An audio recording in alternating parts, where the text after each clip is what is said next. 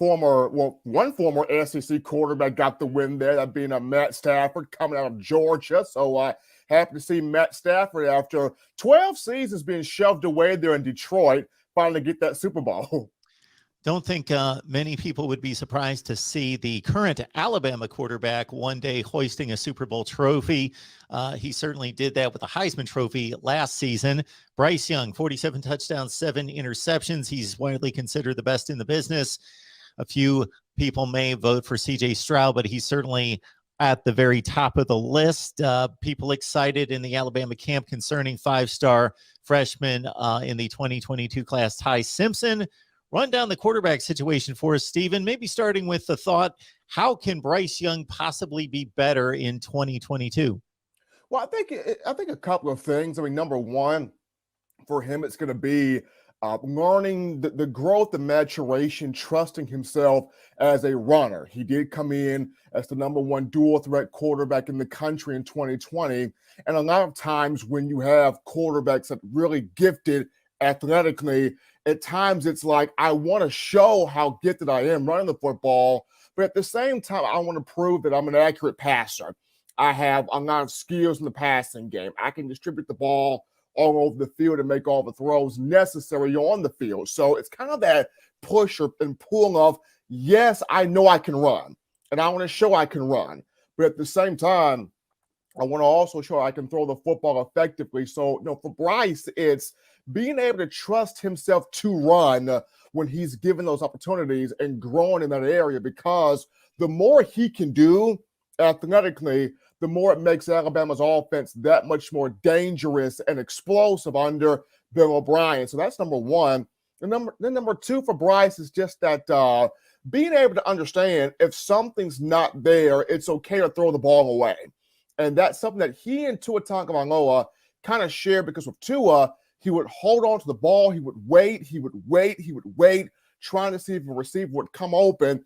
And when you wait that long, your offensive line may not be able to block that long. And that was the reason why we saw the 39 sacks that Bryce Young took. And he took some pretty wicked hits a season ago. So being able to throw the ball away when you don't see nothing there initially, being able to protect yourself, your body, and play the next play. So those are two of the biggest things for Bryce. Is number one, being able to trust himself as a runner, as a dual threat quarterback. And then number two, when something's not there, don't be afraid to chunk the ball out of bounds and protect yourself, because you have an NFL future coming for you.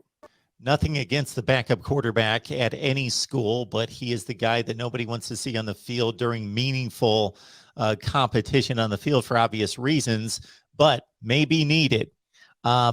Size up the Alabama battle for the backup quarterback job and how you see the other candidates playing out. This is a very intriguing battle here, Mark, because in spring, as much as you love the starting guy, and Bryce Young has done an unbelievable job and will continue to do so in spring football, it's incredible how the Alabama fans, their eyeballs turn to, who's number two? Like, who's the guy behind the number one guy? Like, does Alabama have somebody that, if Bryce was to come out of a game, or God forbid, if an injury was to happen, is the number two guy ready? Is he prepared? Can he wow us? Can he amaze us with his style of play on the field, his confidence, the rapport he has with the receivers at Alabama? Who's that number two guy looking like? And for Alabama, thankfully, you have two guys that are incredibly skilled. When you look at a 4-star in Jalen Milroe, who came in the 2021 class from Katy, Texas, by the way of Tompkins High School, big-time player. He's got a huge arm, but he's also he's incredibly athletic. He will pull the ball down. He will take off. He will run. And the small samples that we got of him a season ago, completed 3 of 7 passes for 41 yards. He did have a 24-yard touchdown pass to Javon Baker against Southern Miss. Of course, Baker is now at the University of Kentucky. Milroe also had 15 carries for 57 yards in those 4 games. So more than likely, he was redshirted for the rest of the season and will look to be back at this point as a redshirt freshman. So he's got a year under his belt. He's got a year in the system. The question that the fans want to know and see is, how much better has he gotten with his accuracy?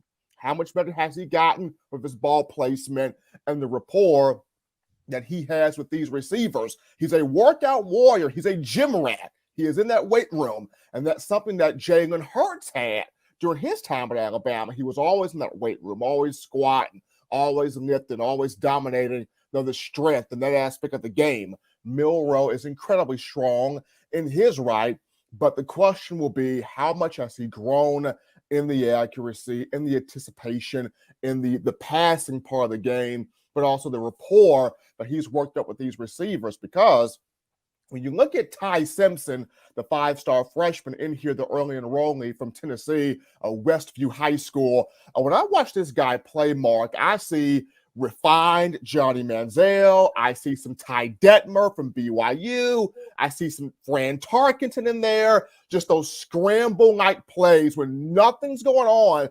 He has a way to create something. And his high school coach was kind of leery of him doing that because he's like, Ty, we don't want you getting hurt. We know you can scramble around and make something happen, but we don't want you getting hurt back there. But that was Ty at his best, scrambling around.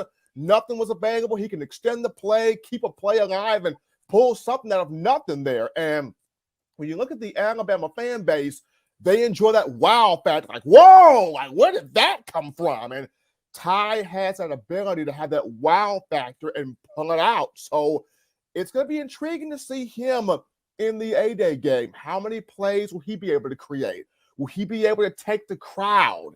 Him coming in here this spring, Class 2A, state champion at Westview High School. He was the Gatorade Player of the Year from the state of Tennessee. Ty Simpson, finished his career 61 touchdowns. This combined ground in the passing game of his past season, over 2,000 passing yards, 2,827, 41 touchdown passes, just 3 picks. Very accurate with the football. So this is going to be a fun battle here between a Jalen Milroe, who has a lot to prove because Bryce Young's got the attention, and here comes a Ty Simpson getting attention. So he's kind of that middle child.